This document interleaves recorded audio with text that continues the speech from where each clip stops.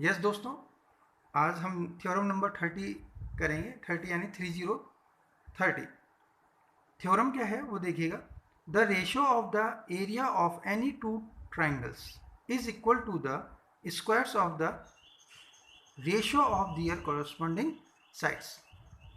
Theorem को समझिएगा। The ratio of the area of any two triangles, कोई भी दो ट्राइंगल ले लीजिएगा और उनके एरिया का रेशियो निकालिएगा, ठीक है, is equal to the square of the ratio of their corresponding side. तो वो इक्वल होगा उन दोनों ट्राइंगल्स की जो करस्पॉन्डिंग साइड्स है ना, उनके स्क्वायर्स के रेशियो के। आप समझिएगा, थ्योरम को समझना ही आधा काम पूरा करना होता है दोस्तों। सपोज करें ए बी सी आपके पास एक ट्राइंगल है, डी ई एफ दूसरा ट्राइंगल है। इन दोनों ट्राइंगल का एरियाज निकालें अपन, दोनों ट्राइंगल का एरिया, इसका एरिया और इसका एरिया फार्मूले से निकलेगा। ट्राइंगल के एरिया का फार्मूला आप जानते ही हैं, देखिएगा। ट्राइंगल का जो एरिया होता है, area of the triangle equals to 1/2 base into height, ये फार्मूला होता है, ठीक है। अब आपको प्रूव क्या करना है? प्रूव ये करना है कि एरियाज का अगर रेशो किया जाए, अनुपात निकाला जाए, तो वो अनुपात इनकी करस्पॉन्डिंग साइड्स के स्क्वायर्स के रेशो के बराबर होगा। मतलब A B upon D E करेंगे ना, तो A B square upon D E square equal to B C square upon E F square A C square upon D F square. इसको समझिएगा।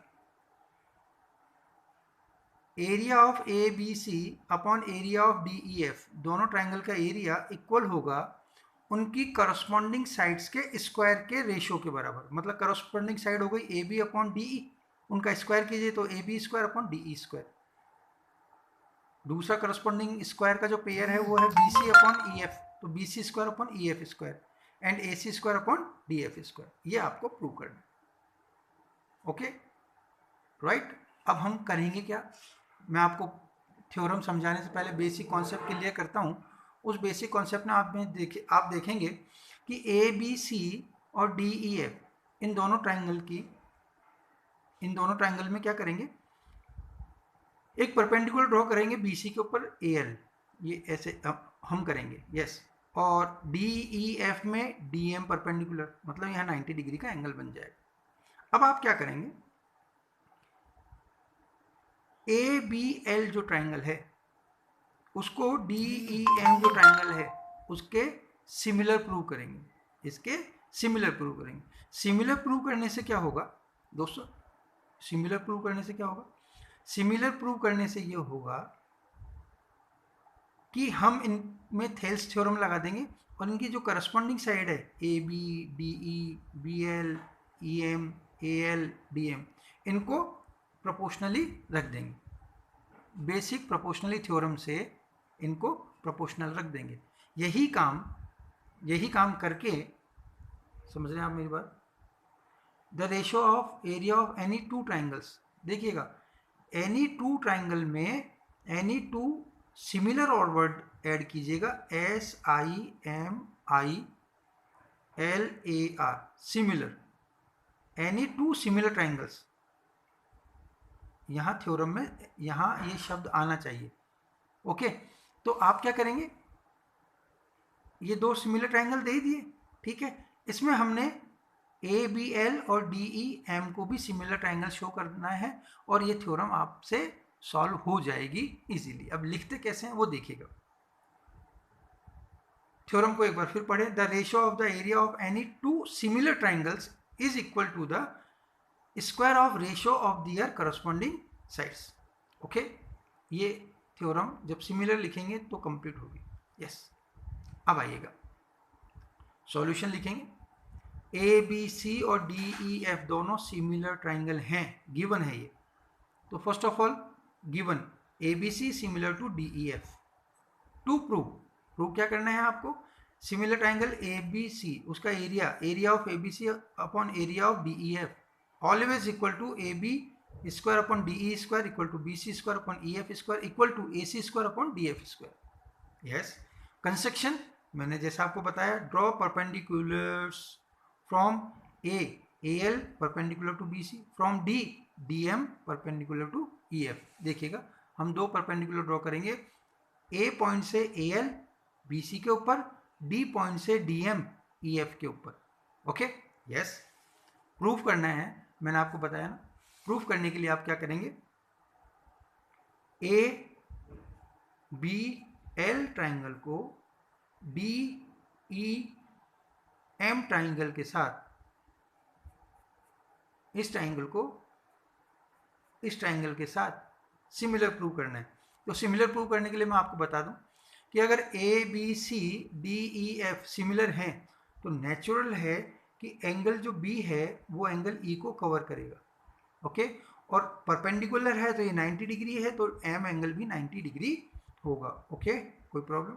तो जब किसी ट्राइंगल के दो एंगल दूसरे ट्राइंगल के दो एंगल के इक्वल होते हैं तो दोनों ट्राइंगल सिमिलर हो जाते हैं एस एंगल एंगल एंगल वाली प्रॉपर्टी लगाकर। तो देखिएगा प्रूफ आइएगा, in triangle A B L and triangle D E M, B angle equal to E angle because given है A B C similar to D E F, angle L equal to angle M equal to 90 degree because perpendiculars हैं। आपके पास आपके हाथ में ये book है और आप वीडियोस देख रहे हैं तो आपको समझ में आ जाएगा। नेक्स्ट आएगा angle angle similarity. Angle angle similarity से क्या होगा, दोनों ट्राइंगल सिमिलर हो जाएंगे। सिमिलर ट्राइंगल में बीपीटी बेसिक प्रोपोर्शनल थ्योरम लगाएंगे तो आप देखिएगा, ये कुछ बच्चों को साइड लिखना नहीं आती, मैं यहीं से बता रहा हूँ। ए बी अगर आप लिख रहे हैं ए बी तो यहाँ डी एम लिख दीजिएगा, डी एम नहीं है डी ई। ए बी तो यहाँ डी ई है तो A B upon D E लिखिएगा, A B upon D E. अब आप यूज करें लास्ट टू का बी एल तो B L upon E M आएगा, B L upon E M. अब फर्स्ट और लास्ट लेंगे A L upon D M, A L upon D M यहाँ से लिख दें। ओके, ऐसा क्यों लिखा गया मैंने पहले ही बताया था आपको, जब आप ट्राइंगल्स लिखते हैं ना ए बी एल तो आपने इसको भी डी ई एम लिखा। ओके, इसलिए हम इनकी साइड्स को प्रोपोर्शनली शो करते हैं और आराम से लिख देते हैं। अगेन जो हमें गिवन है उसे देखिएगा, गिवन क्या है, now again in triangle A B C and D E F are similar triangle which are given. दोनों सिमिलर हैं, सिमिलर तो वही A B upon D E, ये रहा A B upon D E, B C last का तो है ना B C upon E F तो B C upon E F, और first and last A C upon D F, A C upon D F, ये equation 4 आ जाए। बच्चों एक बात और गौर कीजिएगा, मैंने A B upon D E के ऊपर एक हल्का सा सर्कल बनाया है तो A B upon D E इन दोनों के बराबर है, और इक्वेशन थर्ड में देखिएगा A B upon D E इन दोनों के बराबर है तो क्या होगा 1 2 3 एंड 1 2 3 ये सब इक्वल हो जाएंगे। और हम इक्वेशन थर्ड एंड फोर्थ से क्या लिख सकते हैं, from equation third and fourth, A B upon D E equal to B C upon E F equal to A C upon D F equal to A L upon D M. ये important point आ गया हमारे पास। अब आप क्या करेंगे, formula लगाएंगे area of triangle 1/2 base into height. ये हमें लेफ्ट हैंड साइड है, area of A B C upon area of D E F equal to, जो हमें प्रूव करना है, हमें प्रूव करना है A B square upon D E square equal to B C square upon E F square equal to A C square upon D F square, ये prove करना है। तो आप यहाँ से इसको लेफ्ट हैंड साइड मानेंगे। ओके, अब फार्मूला लगे 1/2, ए बी सी का बेस क्या है बी सी और हाइट क्या है ए एल, तो 1/2 बेस इंटू हाइट। सर आप कहेंगे कि हमें ट्राइंगल बताइए, ए बी सी का बेस क्या है बी सी और हाइट क्या है ए एल, तो 1/2 बेस 1/2 बेस इंटू हाइट, ये हाइट हो गई ये बेस हो गई। इसी में डी ई एफ का अगर हम एरिया निकालेंगे तो बेस आ जाएगा ई एफ और हाइट आ जाएगी डी एम। ओके, तो लिखिएगा यहाँ पर 1/2 base into height B C into A L 1/2 base E F into D M. Okay, अब गौर करिएगा, हमें ये जो कंस्ट्रक्शन है ए एल और डी एम इनकी रिक्वायरमेंट नहीं है तो आप क्या करेंगे, इन्हें रिमूव कर देंगे। रिमूव कैसे करेंगे सुनिएगा, A L upon D M की रिक्वायरमेंट नहीं है, आप इक्वेशन 5 में आइएगा, A L upon D M is also equal to B C upon E F. बच्चे कहते हैं sir A L upon D M तो A C upon D F के भी इक्वल है, ये चारों इक्वल हैं दोस्तों, लेकिन हमें अभी रिक्वायरमेंट है BC और EF यहाँ है हमारे पास, BC और EF हमारे पास है, तो AL/DM की जगह हम BC/EF रिपीट करेंगे और लिखेंगे। ओके, यहाँ इक्वेशन 5 से तो हम देखेंगे BC/EF यहाँ है और AL/DM की जगह हमने BC/EF यहाँ लिख दिया। जब दोनों को मल्टीप्लाई करेंगे तो BC² EF² आ जाएगा, जो कि प्रूव होता है BC/EF²। यही हमें प्रूव करना था। लेकिन बच्चा कहता है सर AB²/DE², AC²/DF², ये कहाँ से आ गया? तो आप देखिएगा इक्वेशन 5 में आइएगा। हमने ऑलरेडी ये प्रूव किया है AB/DE equal to BC/EF equal to AC/DF equal to AL/DM। अगर ये सब बराबर हैं तो सभी का अगर स्क्वायर भी कर दिया जाए तो भी ये बराबर होंगे। तो आप देखिएगा इक्वेशन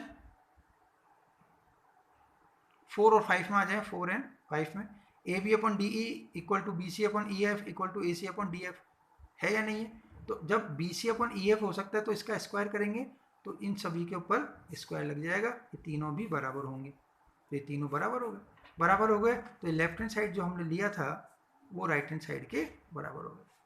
ये जो लेफ्ट हैंड साइड लिया था हमने ट्रायंगल ABC, एरिया ऑफ ABC/एरिया ऑफ DEF इक्वल टू हमने प्रूव कर दिया था BC²/EF²। तो सिमिलरली इक्वेशन 4 से इन सबको यहाँ रखिएगा, स्क्वायर कीजिएगा और यहाँ रख दीजिएगा। ठीक है, तो ये प्रूव होता है। जो समझ में नहीं आया उसे दोबारा से देख लीजिएगा। ओके, लाइव क्लास में और वीडियो क्लास में फ़र्क होता है, इसलिए लाइव क्लास में हम आपको सिखाते हैं और वीडियो क्लासेज में आपको सीखना होता है। आप बार बार इसे देखें, ध्यान लगाएं, क्योंकि ये मूवी नहीं है कि आप इंटरेस्ट से देख रहे हैं। ये थ्योरम्स हैं, ये मैथमेटिक्स है, इसमें आपको इंटरेस्ट लेना पड़ेगा। इंटरेस्ट लेकर देखेंगे तो आपको समझ में आ जाएगा। Thank you, thanks a lot.